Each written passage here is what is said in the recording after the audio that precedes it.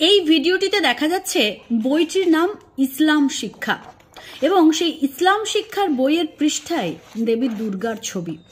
সত্যি কথা বলতে কি এত বড় ভুল একটা বই কর্তৃপক্ষ কি করে করতে পারলো আমার ধারণারও বাইরে।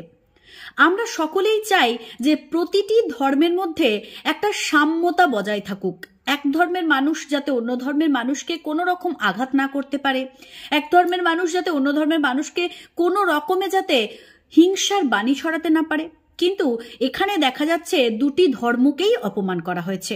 হয়তো বলবেন দুটি ধর্মের অপমান কি করে?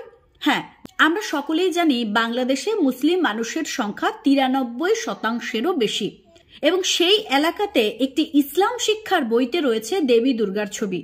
না ইসলামিক মানুষজন দেবী দুর্গাকে বিশ্বাস করেন, না ইসলামিক কোনো মানুষজন দেবী দুর্গার ছবি বা মূর্তি বা কোনো কিছুকে তারা সহ্য করে।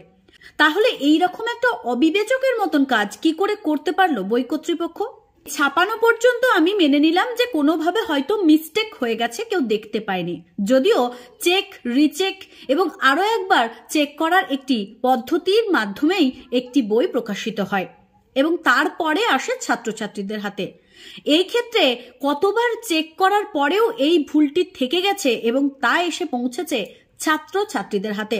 একজন মুসলিম মানুষ তিনি যদিও মেনে নিলাম যে প্রতিটি ধর্মকে সম্মান করেন, সেই মানুষের ঘরেও যদি দেবদেবীর মূর্তি বা দেবদেবীর ছবি চলে যায় সেটাও কিন্তু এক প্রকারের পাপ, কারণ তাদের ধর্মে কোনো মূর্তি বা কোনো ছবিকে পুজো করা অন্যায়। তারা কোনোদিন আল্লাহ ছাড়া কোনো দেবদেবীর কাছে মাথা নত করেন না।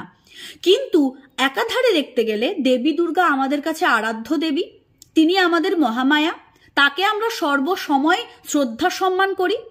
তাহলে এই দেবী দুর্গার ছবি যখন একটি ইসলাম পরিবারে গেছে এবং এই ছবিটির দিকে ঘৃণাবাচক শব্দ প্রয়োগ করেছে, সেটি তো আমাদের দেবীর জন্যই অপমানজনক। একটি ইসলাম শিক্ষার বইয়ে ইসলামের শিক্ষা থাকুক, শুধুমাত্র এখানেই থেমে থাকেনি বই কর্তৃপক্ষ।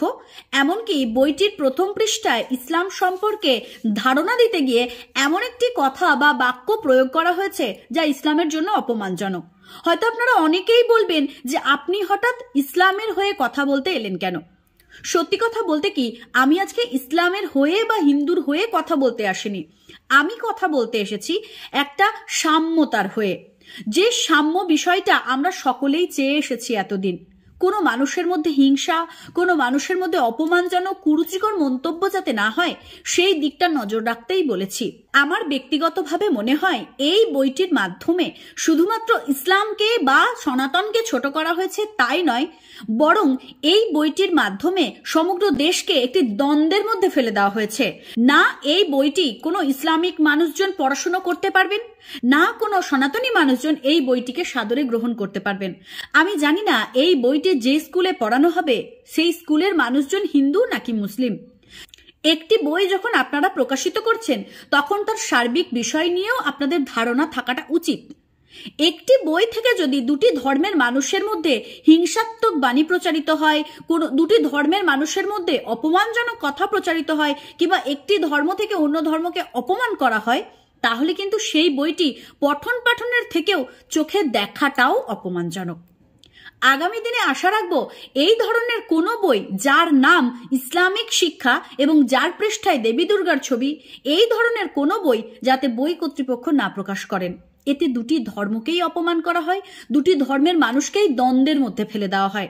আমরা প্রতিটি মানুষ চাই একটা সাম্যময় পৃথিবী, যেখানে চন্দ্রনাথ পাহাড়ে আল্লাহ আকবরের বাণী দেওয়ার জন্য আমরা সকলে প্রতিবাদ করছি যে কোনো প্রয়োজন নেই মন্দিরে গিয়ে আজান দেওয়ার, একইভাবে ইসলাম শিক্ষার বইয়ে দেবী দুর্গার ছবি দেওয়াটারও কোনো প্রয়োজন নেই। ধর্ম ভিতরকার জিনিস, ধর্ম কখনো বাহ্যিকভাবে দেখাতেই নেই, ধর্ম দিয়ে কখনো কোনো মানুষকে আঘাত করতেই নেই। যে মানুষ ছবিতে মূর্তিতে বিশ্বাস করে না তাদের বইয়ে মূর্তির ছবি দেওয়া সত্যিই লজ্জাজনক। যাদের কাছে মনে হবে যে এই ভিডিওটি প্রচার হওয়া দরকার এবং এই বইটির বিরুদ্ধে প্রতিবাদ হওয়া দরকার, তারা অবশ্যই ভিডিওটিকে শেয়ার করবেন। ভালো থাকুন, সুস্থ থাকুন, জয় শ্রীকৃষ্ণ, রাধে রাধে।